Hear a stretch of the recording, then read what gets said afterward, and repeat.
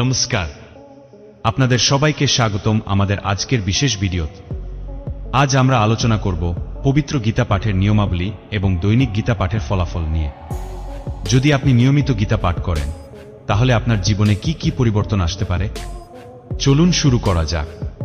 ভগবদ্ গীতা হল একটি মহাকাব্যিক গ্রন্থ, যা মহাভারত থেকে সংগ্রহ করা হয়েছে। এটি ধর্ম, কর্ম এবং মোক্ষের উপর আলোকপাত করে। গীতা পাঠ করলে আমাদের মনে, মস্তিষ্কে এবং জীবনে কি কি ইতিবাচক পরিবর্তন আসে, তা আমরা আজ জানব। গীতা পাঠের জন্য কিছু নিয়ম রয়েছে, যা অনুসরণ করলে আমাদের মানসিক ও আত্মিক উন্নতি হবে। শুদ্ধতা রক্ষা করুন। গীতা পাঠের আগে এবং পরে শুদ্ধ থাকা খুবই গুরুত্বপূর্ণ। শারীরিক ও মানসিকভাবে পবিত্র থাকুন। সকালে পাঠ করুন। সকালের সময় হল পাঠের জন্য সর্বোত্তম সময়। এটি মনকে শান্ত ও প্রফুল্ল রাখে।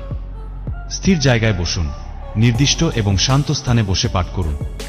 এটি মনকে স্থির রাখতে সাহায্য করবে। উচ্চারণ ঠিক করুন। শ্লোকগুলির উচ্চারণ ঠিক মতো করুন, যাতে তার সঠিক অর্থ বোঝা যায়। ভক্তি ও শ্রদ্ধার সাথে পাঠ করুন। গীতা পাঠের সময় সম্পূর্ণ মনোযোগ এবং ভক্তির সাথে পাঠ করুন। দৈনিক গীতা পাঠ করলে আমাদের জীবনে অনেক উপকার পাওয়া যায়।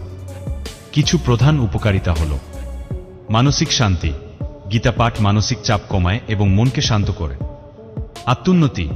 গীতা আমাদের আত্মোন্নতির পথে পরিচালিত করে। সঠিক পথ প্রদর্শন। গীতা আমাদের জীবনযাত্রার সঠিক পথ দেখা। কর্মের গুরুত্ব বোঝায়। গীতা আমাদের কর্মের গুরুত্ব বোঝায় এবং সঠিকভাবে কাজ করার অনুপ্রেরণা দেয়। আধ্যাত্মিক উন্নতি। গীতা আমাদের আধ্যাত্মিকভাবে উন্নত হতে সাহায্য করে। এই ছিল পবিত্র গীতা পাঠের নিয়মাবলী এবং দৈনিক গীতা পাঠের কিছু অসাধারণ উপকারিতা। আশা করি এই ভিডিওটি আপনাদের ভালো লেগেছে এবং উপকারী হয়েছে। যদি আপনাদের কোনো প্রশ্ন থাকে, তাহলে অবশ্যই কমেন্টে জানাবেন। আমাদের চ্যানেলটি সাবস্ক্রাইব করতে ভুলবেন না এবং লাইক ও শেয়ার করে আমাদের সাথে থাকুন। ধন্যবাদ। জয় শ্রীকৃষ্ণ।